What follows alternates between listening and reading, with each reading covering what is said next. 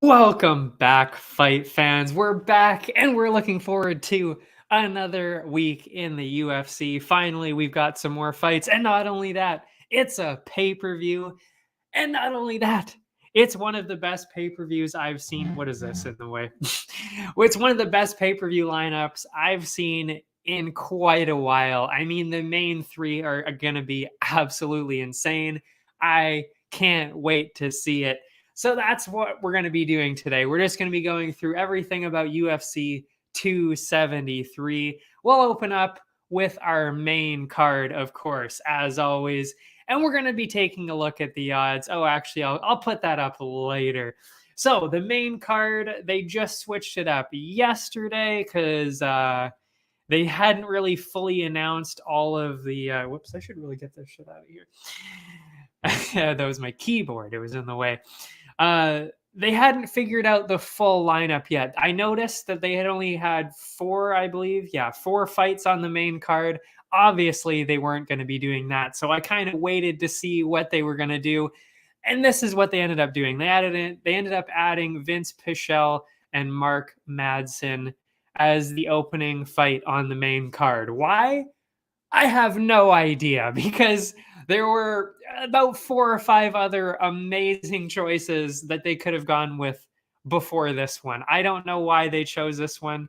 Seems a bit weird to me, but whatever. We're moving on now. So we're opening up with Vince Pichel, Mark Madsen. Honestly, unless you diligently watch the UFC every single week and watch the prelims as well, you would have no idea who these two are, I'm sure. Of course, I do, so I do know who they are. And that's why I'm here. So, late addition to the main card. What was I going to say?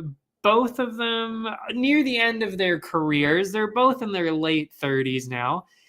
Pichel has been around since 2012 in the UFC, but he hasn't really fought a whole lot. He's at a UFC record of 7-1. I mean, that's 10 years, 8 fights. That's not really a whole lot, but still, 7-1. That's very good. He also hasn't really fought the biggest names, of course. I mean, when you've only got 8 fights in and you're not fighting all that often, they're not really going to give you... I should really move the mic closer.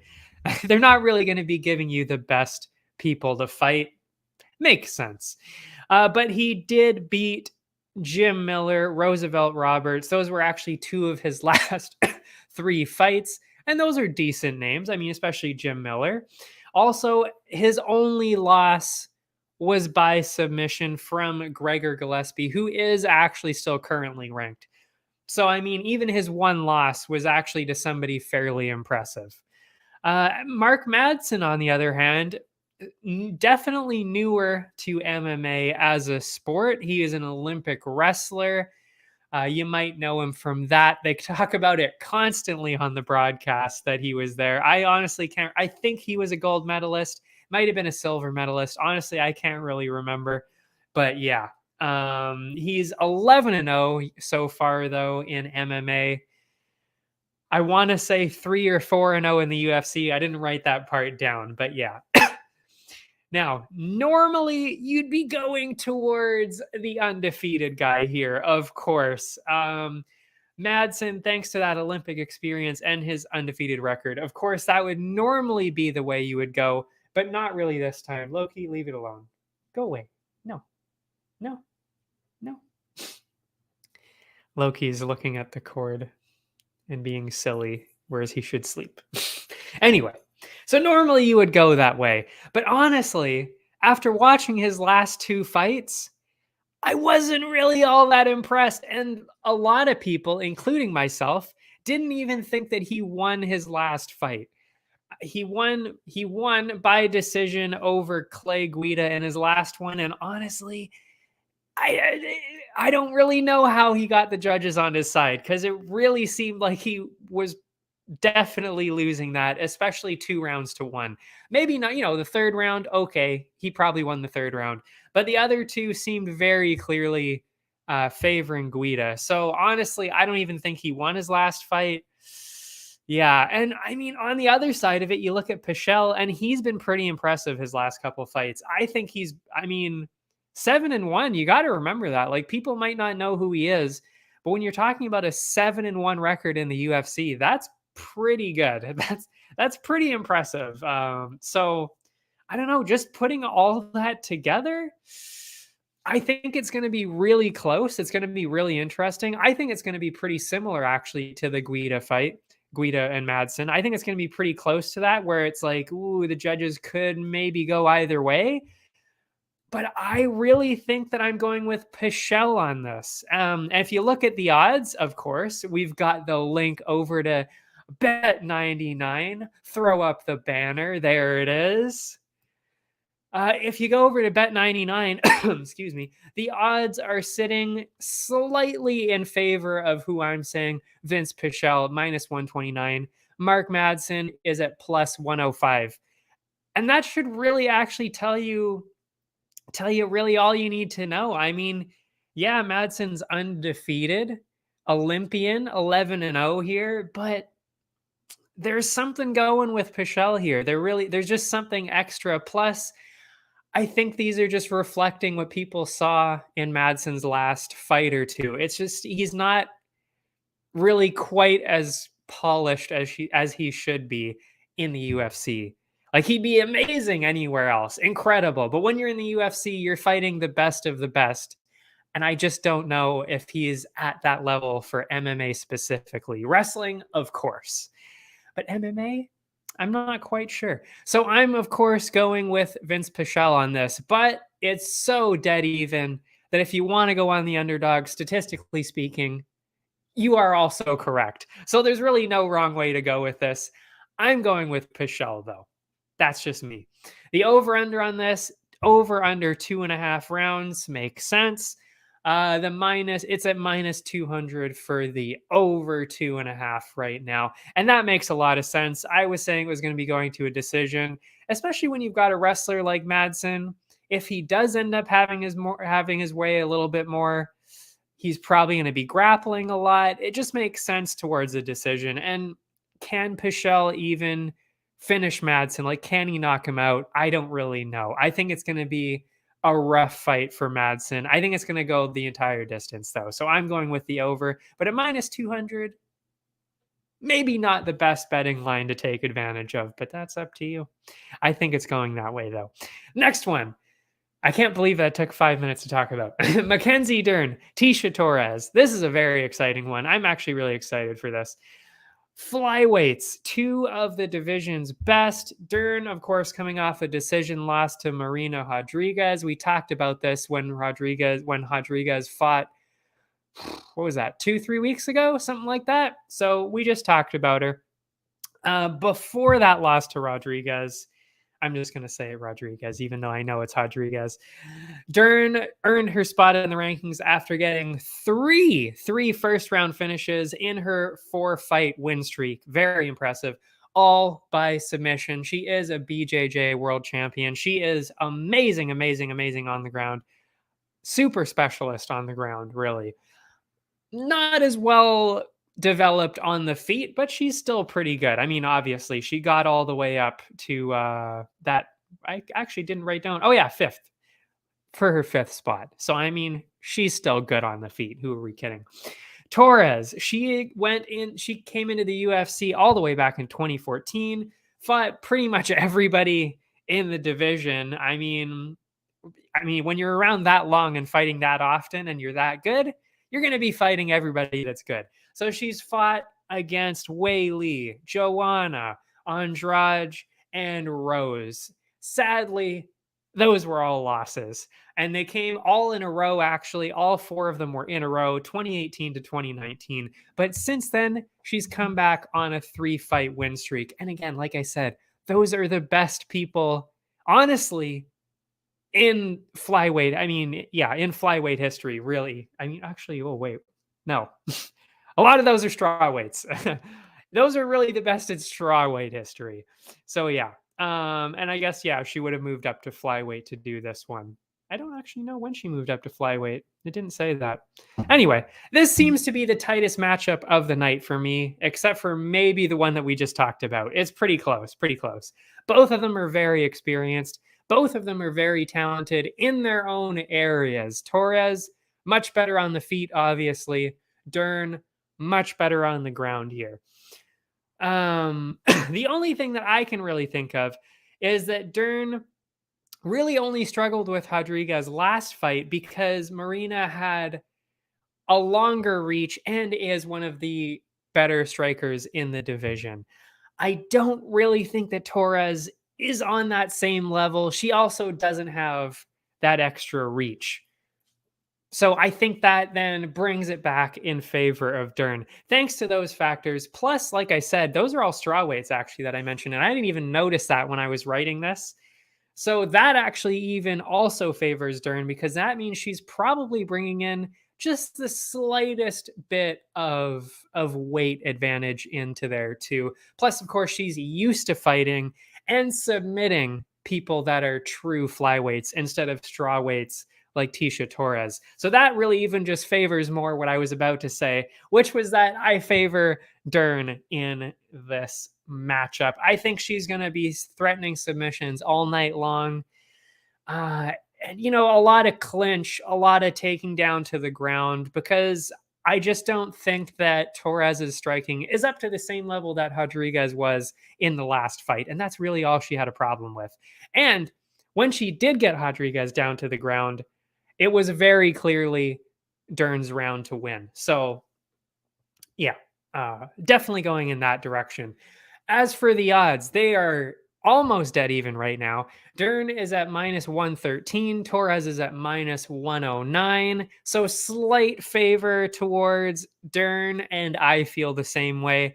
I mean, statistically speaking, of course, you could go in either direction because they're pretty much identical.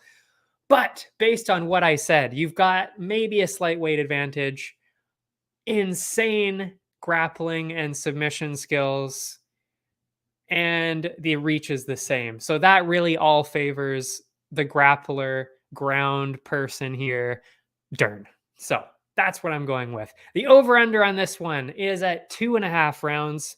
Makes a lot of sense, especially for a flyweight women's fight. We don't usually see a lot of finishes, so that makes a lot of sense. -193 for over 2.5. Under 2.5 is +150. The one thing I will say, I did have this by decision, but when you're talking about somebody who did get a bunch of first-round finishes by submission, it's certainly plausible that Dern could get another one. But Torres is so experienced that I just don't really see that happening. But you never know. You never know. This is where it's like, you could go either way on it. But I'm definitely going with Dern for the win there. The next one, the one I'm most excited about. Actually, honestly, really, these last three, all three of these fights, honestly, just all insane. I can't wait for all three of them. I'm going to be on my feet for basically an hour straight if they all go the distance. I don't think they will.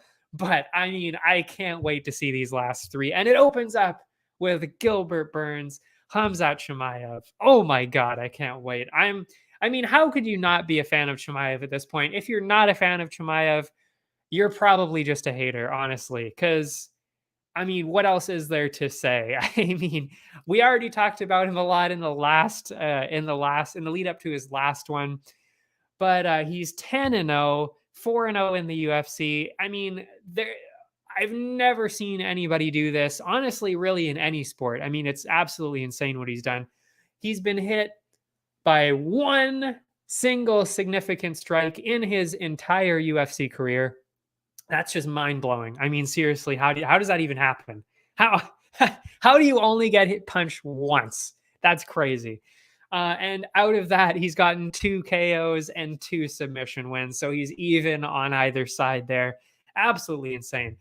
Although his first 3 opponents may not have had the rankings and accolades that Gilbert Burns will bring into this fight, the last one, I mean, people are kind of discounting it because Hamza did it so easily, but you got to remember that Lee, the one who he beat in his last fight, is a pretty good fighter. He was ranked and he still is ranked and he is good on the ground. Like, he's a fairly well-rounded fighter, and people kind of just said, oh, because he lost in the first round to Hamza, he must be shit if he got destroyed like that. Like, no, no, Lee's really good. It's just Hamza is that much better. He's just that good. So, Burns, on the other hand, doesn't really have the undefeated record or the hype behind him, of course. But his recent record is still pretty impressive. I mean, his last 4 bouts, he's gone 3-1 against some of the best welterweights really in recent UFC history. I mean, he beat Woodley, beat Thompson, pretty dominant decision wins, honestly, for both of those. Even though I felt like Thompson looked a little weird in that one, I don't think he was all there in that one. That one seemed a little weird to me, but Woodley was just outright dominance. I mean, that wasn't even close. And then he lost, of course, his title shot in spectacular fashion in the 3rd round to the champ, Usman.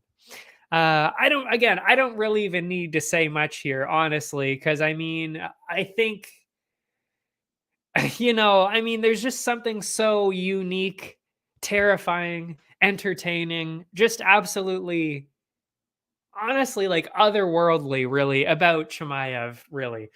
Something that I really haven't seen in MMA from anybody else. And it reminds me of people in other sports that just seem untouchable. He has that kind of thing going for him. And I mean, really, like I said, who else has only been punched a single time in 4 fights and won that dominantly? That's literally unheard of. And even in Bellator, like if you go to the other promotions and talk about people that are extremely dominant, like they're dominant and they may win pretty quickly, but they're also still getting hit more than a couple times. Like they're still probably getting hit 5, 10, 15 times, something like that. But to be hit once in 4 fights, that's mind blowing. So yeah, anyway, so of course you've got to go in that direction. I just spat all over my microphone.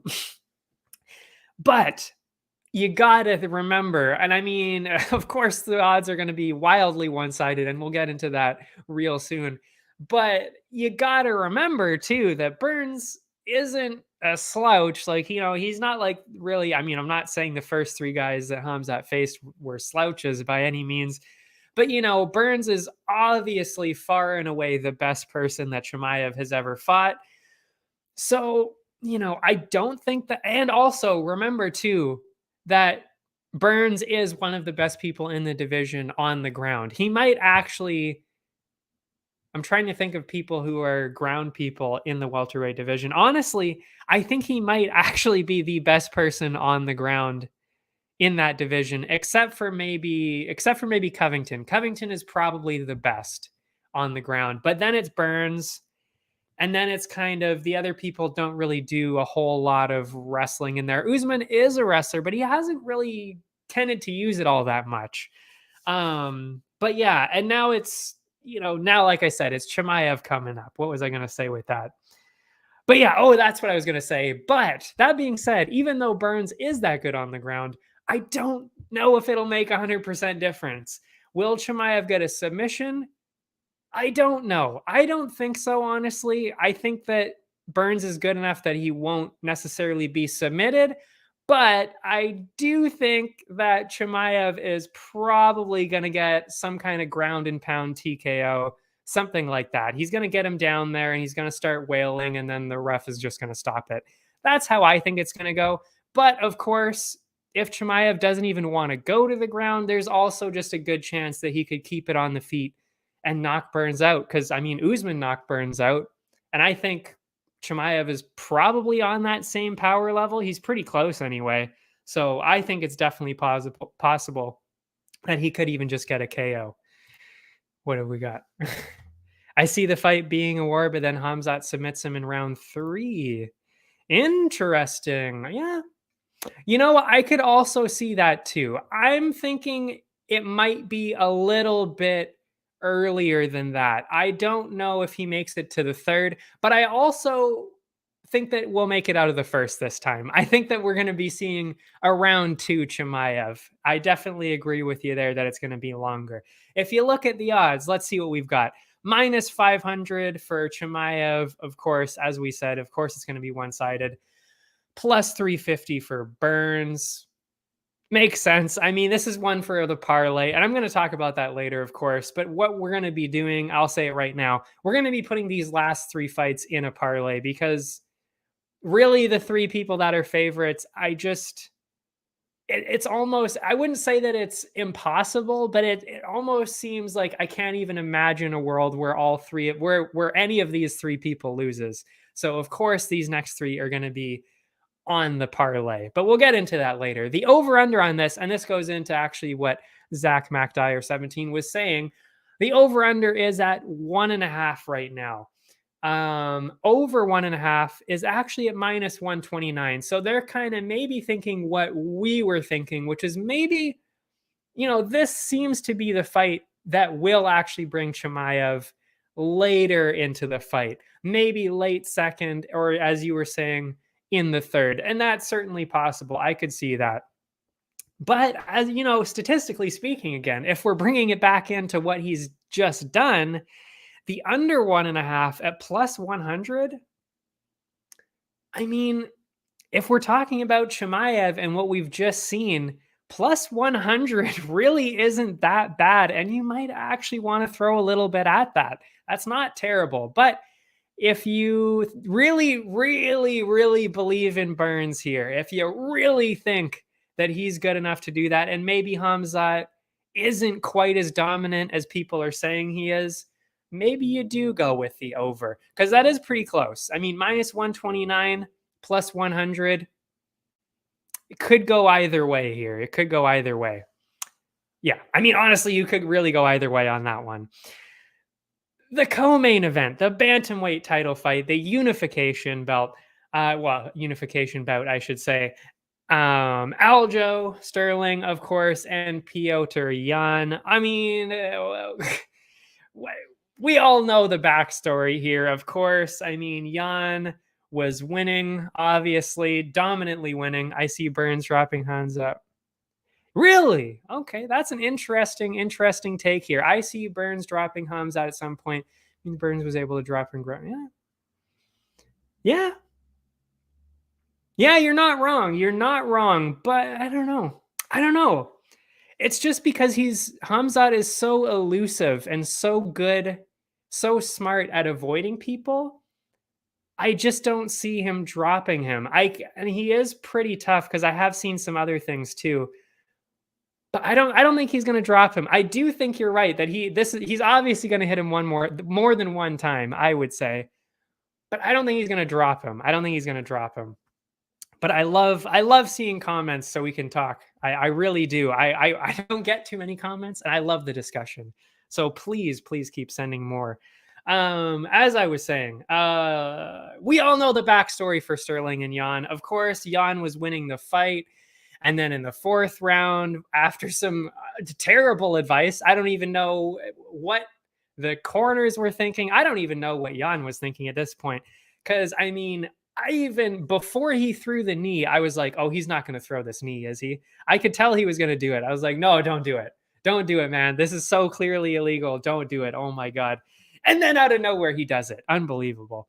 And then, of course, loses the belt. Sterling gets the belt, hasn't fought since. And Jan, of course, has had one fight since for the interim belt. Of course, that was against Sandhagen. And I'm not going to say that he won every round convincingly. I think Sandhagen definitely did a good job and definitely won one or two of those rounds. I would say it was close. It was pretty close, but yeah, Jan definitely won that fight.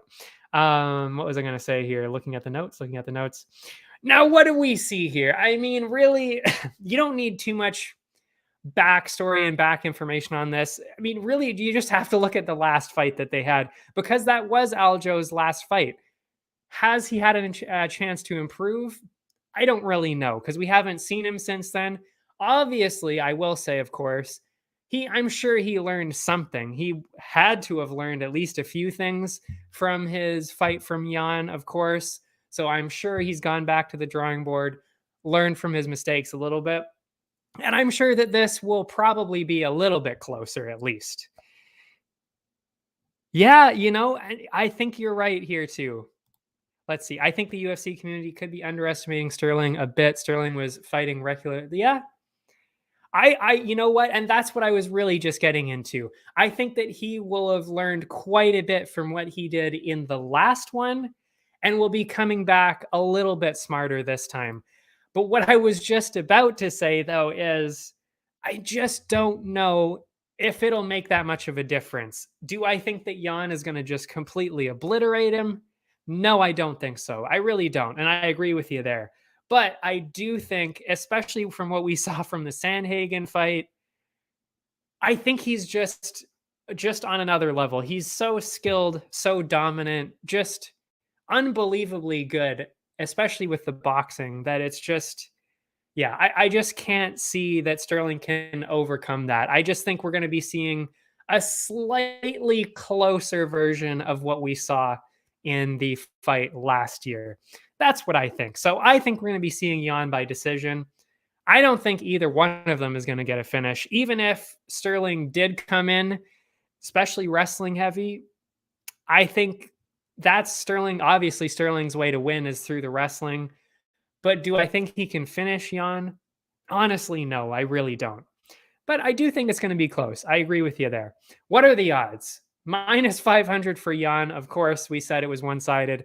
And Sterling at plus 350. Like I said, this is definitely one of those ones that I'm going to be throwing in the parlay. I mean, it just, like I said, I just can't, I don't know. This was, I will say, okay. Zach thinks Sterling is going to win by decision. Possibly. And as I was actually just about to say, out of the three of these last ones, this is the one where I think, okay, there's a tiny, tiny chance that I think Sterling might be able to do it. Out of all of the three, I don't think Burns gets it. I don't think the Korean Zombie has any chance of winning, even though I love the Zombie. I don't think he stands a chance at all, and we'll get into that.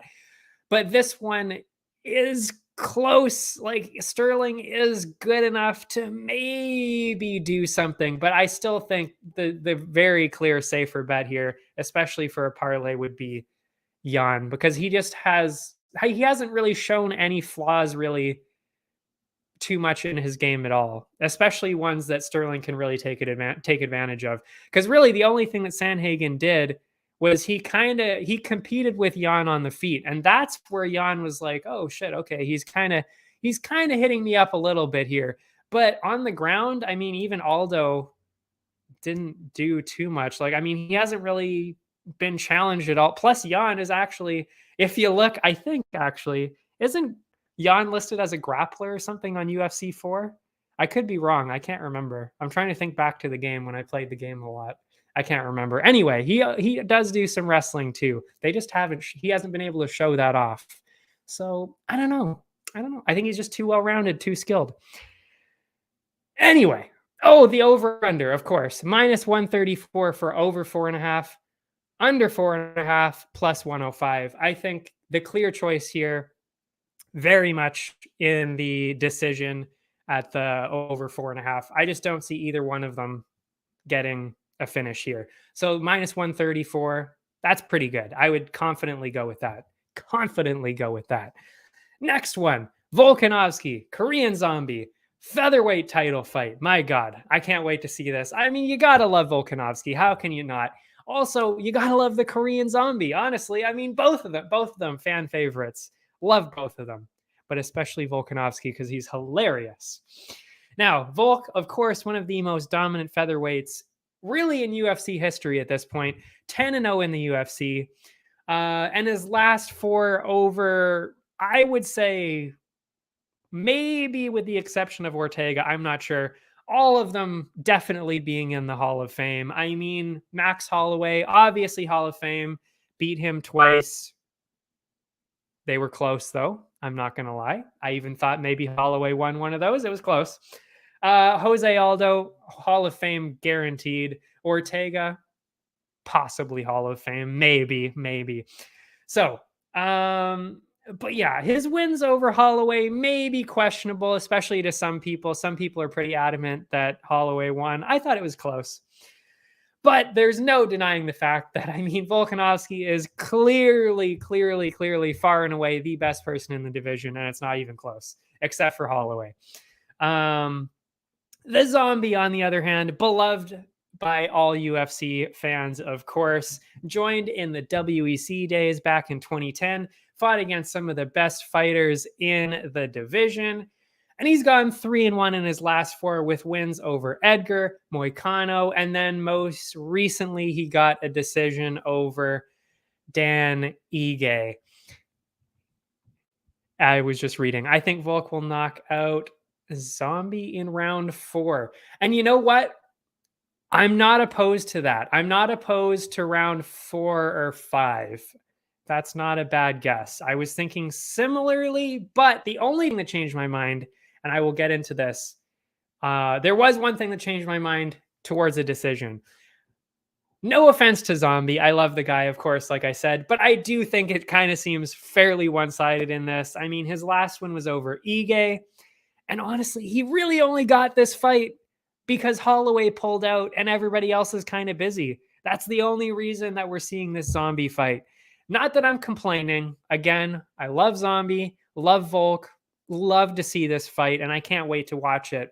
But it does seem maybe a little one-sided here. But I do think it's going to be interesting. I do think it's going to be fun to watch. And I mean, Zombie's never really in a boring fight. It's going to be interesting no matter what. And he's never going to stop walking forward, which brings me to my point, why I'm choosing a decision here. And it's because of Ortega.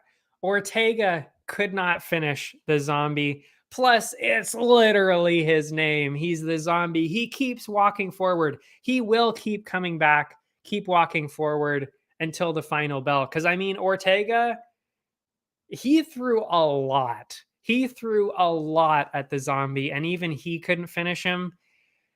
I mean, you know, yes, Volkanovski, of course, is on a whole other level than Ortega, as we saw.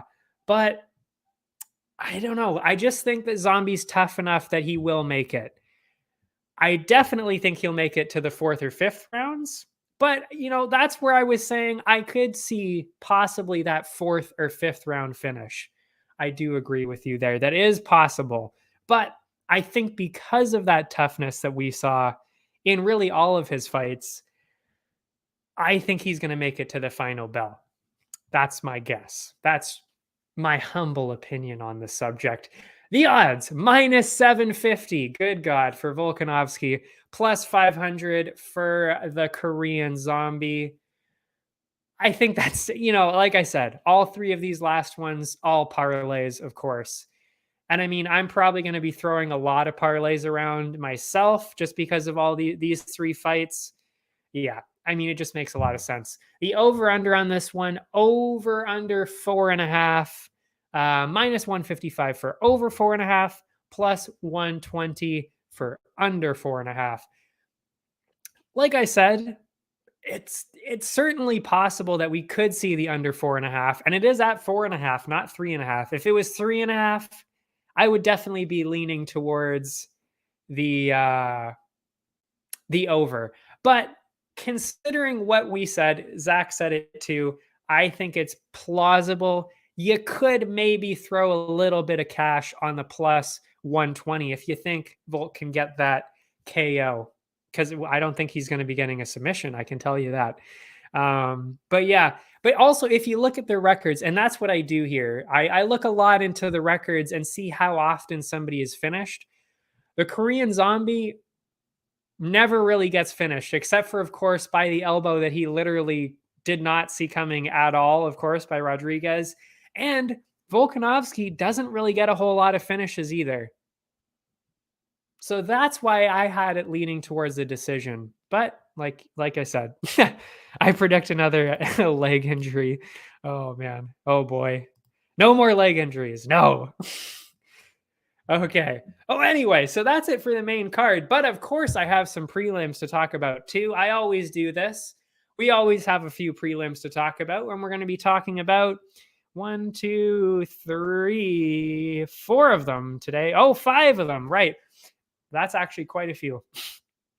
Because I thought one of these was going to be end up on the main card, but of course we saw Vince Pichel and Madsen take the spot instead. I still don't know why, but yeah. So we're going to be talking about a few of the prelims, which maybe will still make their way on the main card. Who knows?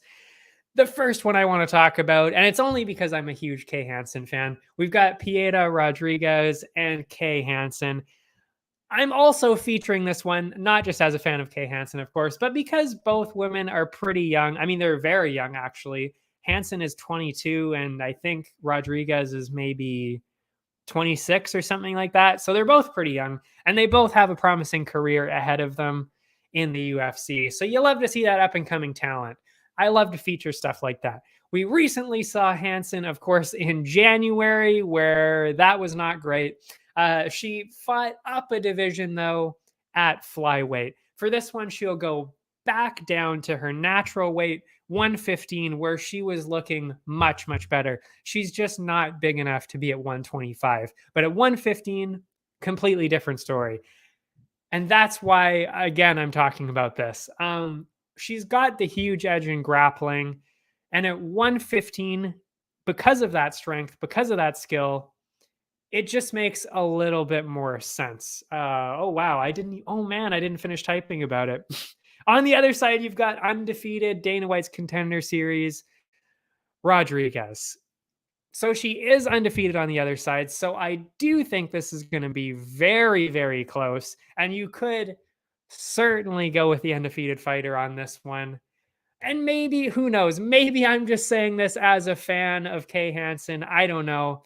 I think this one's really, really hard to pick. But because she's returning back down to 115, I'm going with Kay Hansen on this because I got to give her the benefit of the doubt on this one. She's extremely skilled on the ground, and I think that will help her a lot in the 115s. And Rodriguez won her one by decision on the Contender Series, so I don't know, maybe. And this is actually, funny enough, is the only underdog on the entire card that I'm picking. And it's a slight underdog. I will go into that right now. The odds show Rodriguez at minus 120. Hansen is at plus 100. So the odds makers see it as dead even too. Yeah. Again, maybe it's just me being a fan. I'm going with Hansen at plus 100 on this one. I don't know. Maybe you don't want to listen to me on this one just because of that. But I'm going with that one because of her wrestling, though. The over-under on this one, minus 234, is over 2.5, and under 2.5 is plus 180. So, of course, they're seeing a decision here. And you know what? You can't really deny that either. I think Hansen is going to be wrestling heavy and using that to control Rodriguez along the fence and on the ground, threaten submissions, get the decision that way. That's what I think. And like I said, that is the only underdog on the entire card that I have picked today, which is very rare for me. I always have like 2 or 3 underdogs, and usually they end up cashing in. At least 2 of them cash in each time. So not today. I don't think this is a good looking night for the underdogs, I got to say. But who knows? Maybe I'm wrong this time. Maybe I'll have a terrible night. Who knows? I don't know. But I did a lot of research, so hopefully not. as always. Anyway, the next one I want to talk about. So that was the first prelim I wanted to talk about. The next one, we talked about this a couple weeks ago. This is when it was originally scheduled. Alexei Olenek, Jared Vanderaa. Originally, we talked about this, like I said, 2 weeks ago. It was supposed to be Latifi.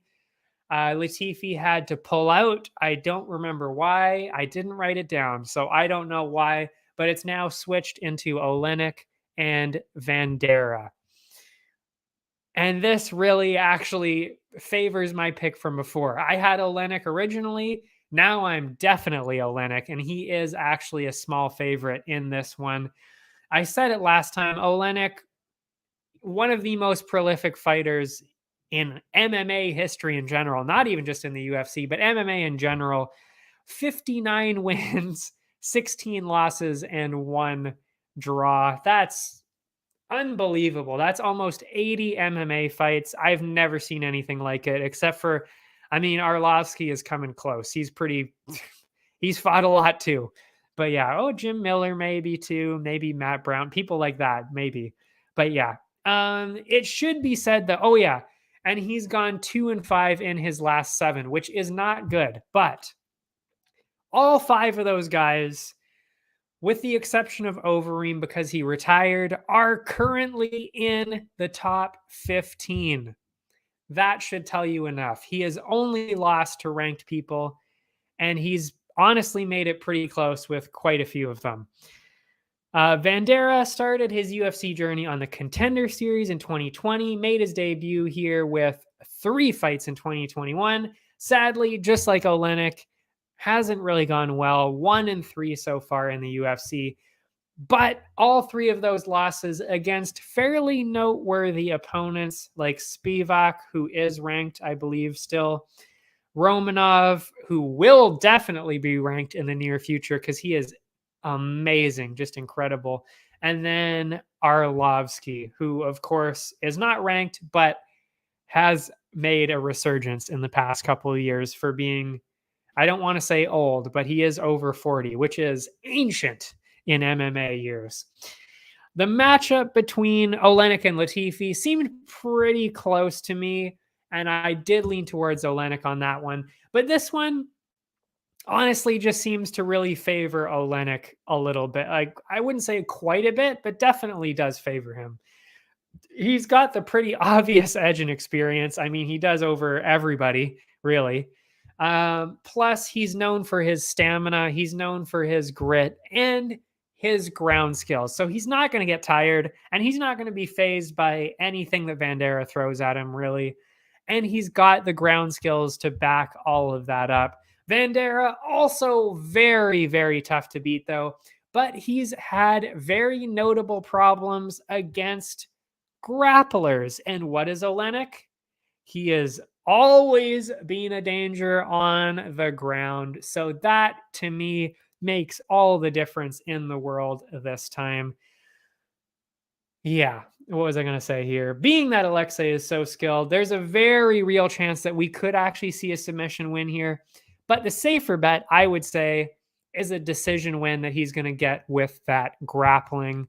So I'm going Olenek by decision on this. And the odds are almost dead even. -112 for Olenek, -110 for Vanderaa.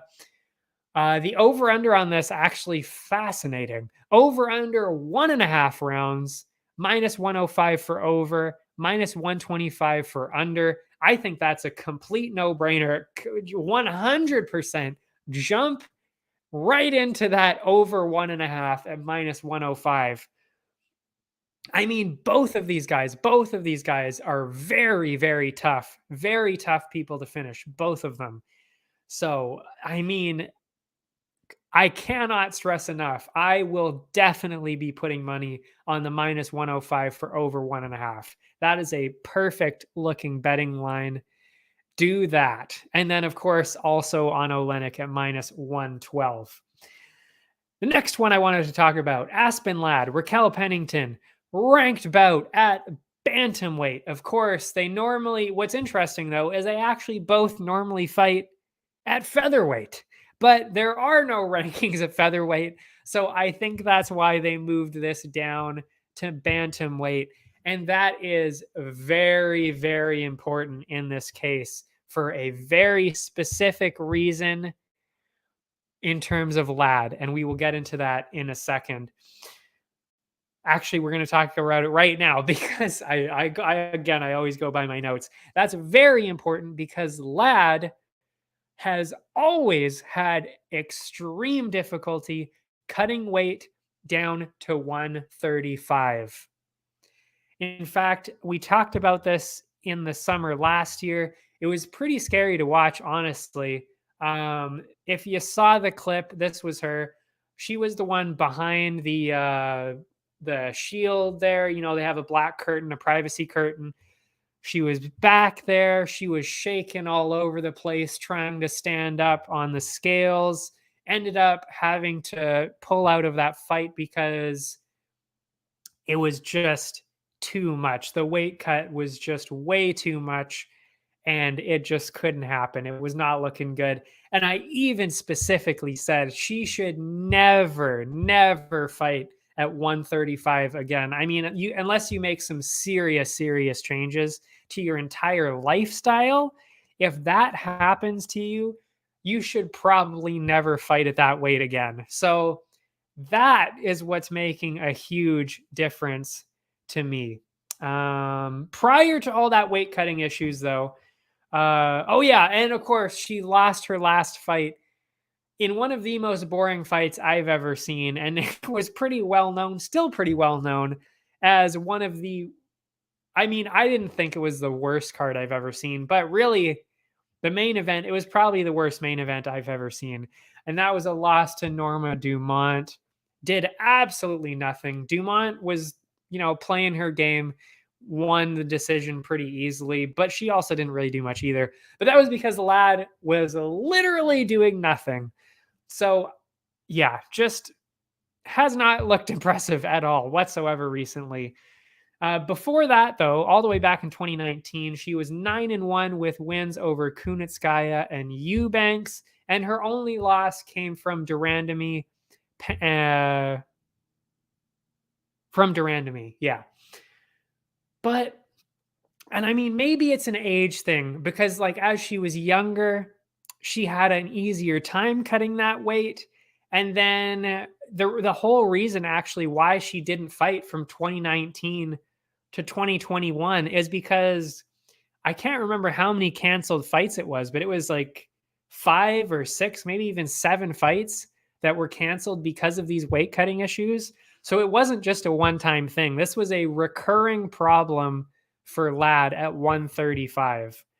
So, I mean, this is, it's at 135 this time too. I just, you gotta go with somebody who you know is going to show up healthy in their prime, and that's Pennington on this one. Pennington has a few more losses, but she's also been around the UFC since 2013, and she's only lost to the best. She's lost to Durandamy, Andrade, Nunes, and then she lost to Holm twice. I mean, those really are the best in the entire division's history. Recently, though, she's been on a 3-fight win streak, including an impressive submission win over Chiasson in December.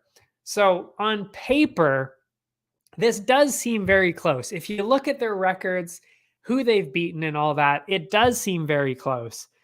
But based on what we've seen in their last few fights, Pennington really has an edge in the experience, of course, and she's way more well-rounded. As for Lad, we already, like I said, just mentioned what happened last year. She should not be fighting at 135 anymore.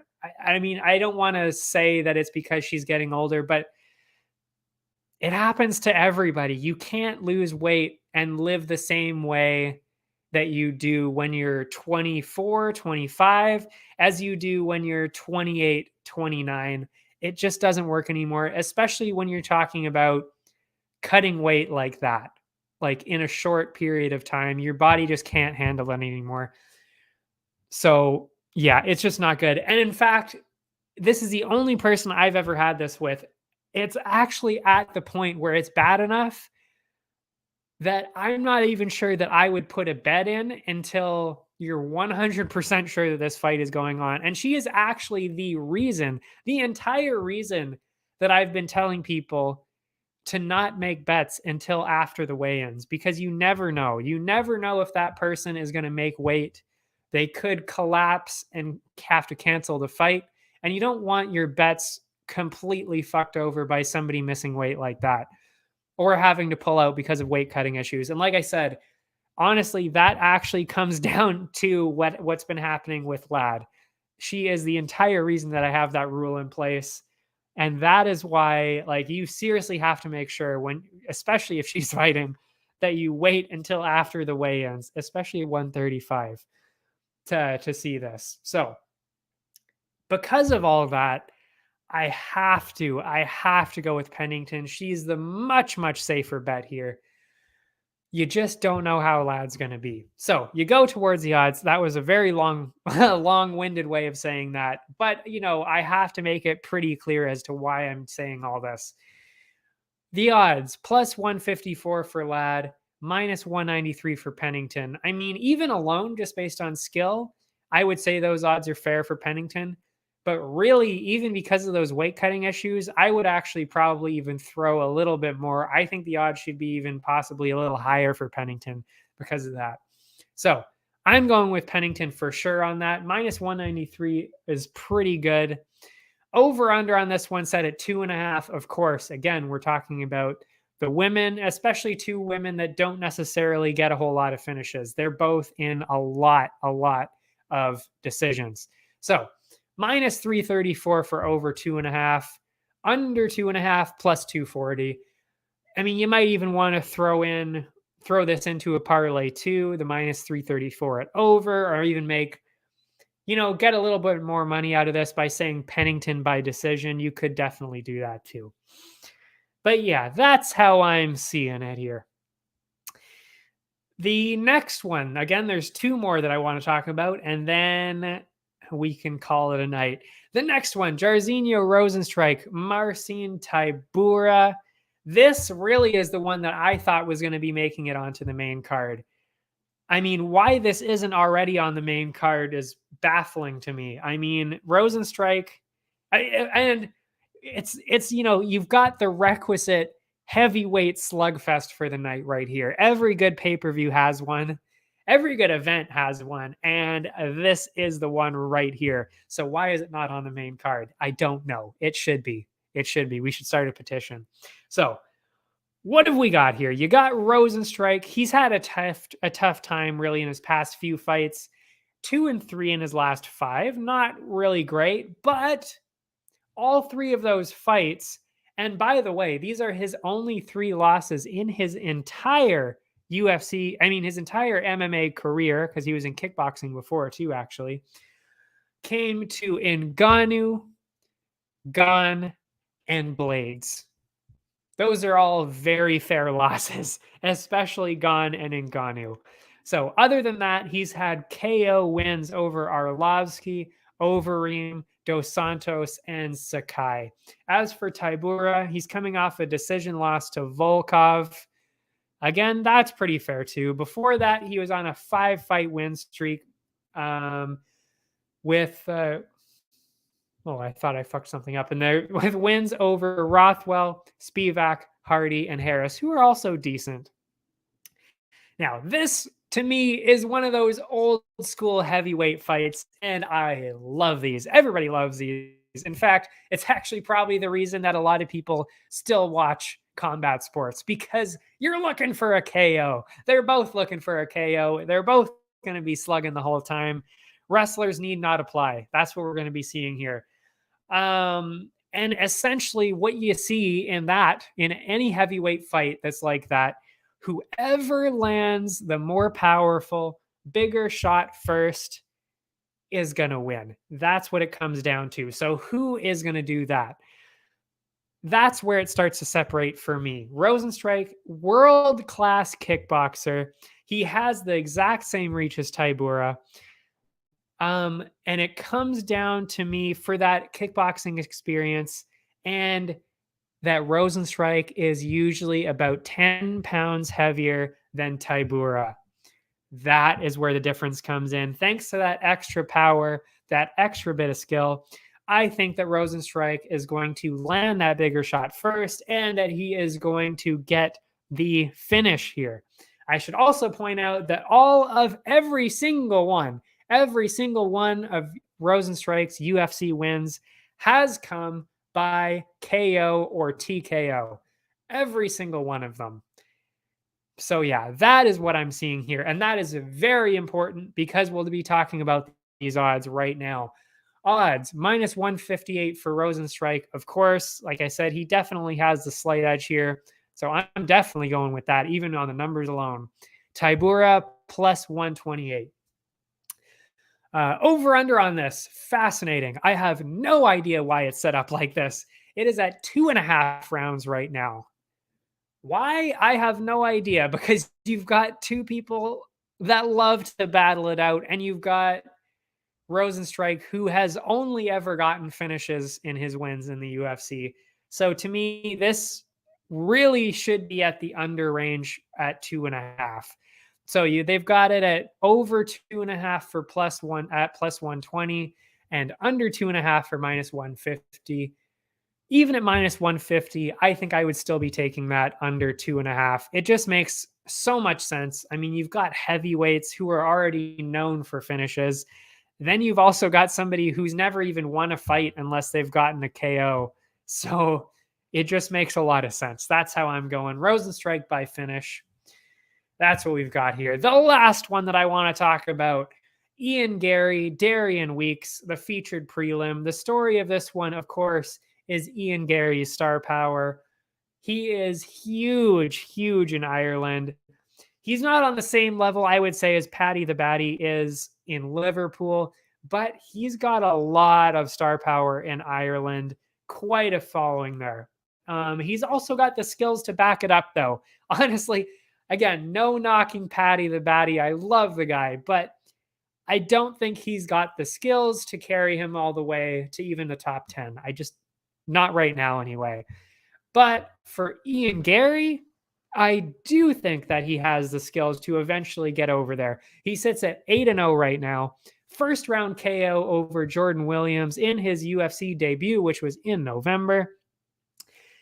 And Darian Weeks just does not have anything like that at all. He doesn't even have the UFC win under his belt. He's sitting at 5-1. He lost his debut, so that's why he sits at 5-1. But yeah, he lost his UFC debut. And I think what's being done here is they're doing what they did exactly with Paddy and with a couple of other people that they think are going to be stars. They've likely given an opponent here to Gary that matches up with him very well, meaning that, like, I don't think it's going to be, a complete destruction by Gary, but I do think that Gary is fairly easily going to win this. I mean, it just heavily favors him here. Style wise, experience wise, it just all seems to favor Ian Gary. But I don't know if he gets the finish here. I'm not sure. I'm saying Gary by decision because you're talking about somebody who's also, he lost by decision in his debut and he's never lost outside of that. I'm talking about Weeks here. So do I think that Gary can not only beat somebody who's only lost once, but also finish him? I don't know. So I'm going with decision on this one. I would say it's the slightly safer way to go.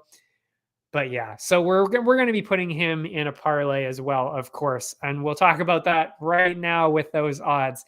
He's sitting at minus 350. Ian Gary is minus 350. Darian Weeks plus 275. So to me, that is another one to add into those parlays.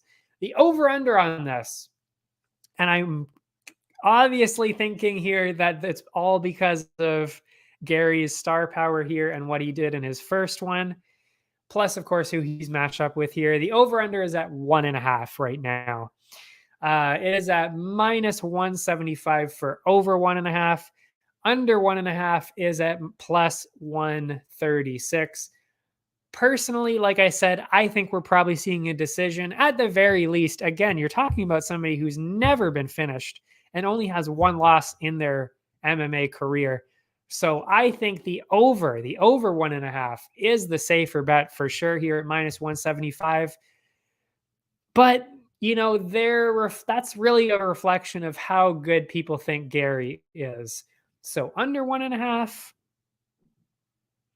not necessarily the worst idea, but I think it's so much safer in this scenario to go with the minus 175. And minus 175, not terrible odds to take advantage of. Those are still decent odds. And that's it. That's all we've got. Oh, of course, before I go, I'll talk a little bit more about the parlays, but I think we actually pretty much covered all of them because most of them are actually pretty close. So I'm not sure if I'll be throwing too many long parlays in to recommend, but yeah. For the parlays, obviously you've got the three main event ones. You've got Volkanovski, that's a slam dunk. Yan, again, pretty easy choice. Chimaev, another easy choice. So that's three already. Staying away from the rest of the main card. Gary, minus 350, that's a great one. I would even maybe throw Rosenstrike in there at minus 158. That's a good looking parlay. It also brings down the odds a little bit because I really do think the Rosenstrike is that much better. And maybe if you really want to push those odds, you can throw in Olenek. That's a pretty close one too, because minus 112, those really drop those odds in a parlay. And considering the advantage that it seems like he very clearly has, that's not a bad way to go. And one that I did, actually even two I didn't talk about, Hernandez at minus 193. He's looking really good going into this. On Tapology, I had him picked, I believe, as a first round finish. So that's looking like a good one. Hernandez at minus 193. That's a good choice. Julio Arce in the first fight of the night, minus 200. Looking real good as well. That's a good one to choose. I went with him too. So yeah, there's so many good looking parlays. I will be posting about them tomorrow in the article, of course. But yeah. I can't remember. That's it, actually. Yeah. Thanks for watching, everybody. Thanks to people actually posting comments today. My God, that makes my day. It really does. I love it. Love it when people get engaged. Brings up more conversation, more questions, more discussion. And that's what I want to do here. But we don't normally have too many people saying much. So thank you to, I will throw the name up again, just in the last one, Zach Mac Dyer 17. Hopefully you're okay with me throwing your name up there again. I'm pretty sure you're not here anymore, but I'll throw your name up again for participating. Thank you for throwing that in again. Yeah, we'll be back next Wednesday. Of course, we'll be talking about this week, UFC 273. Oh my God, I can't wait for Saturday. I am so excited for this. You have no idea, especially after a week off. Oh my God, I'm so excited. So we've got that. And then, of course, we're going to be talking about the next one, which I don't even know. I actually don't even know who's fighting after that. I wonder if we can check real quick. What have we got here? They don't even have it up on Bet99. My God. So I can't even share with you who's going to be fighting next, because I actually don't even remember who's fighting myself. But whoever it is, we're going to be talking about it next week on Wednesday. Thanks for watching, everybody. All my socials are down below in the description. You can follow me there: Twitter, Instagram, YouTube. And of course, Area 51 has the other sports covered. You can check all that out. That's also linked below on the website. And yeah, if you want to sign up with Bet99, there's the instant match bonus, of course. That's also linked below. I will see you next time. It's also advertised in this next thing. See you next time. I can't wait to see what Saturday brings. Thanks for watching.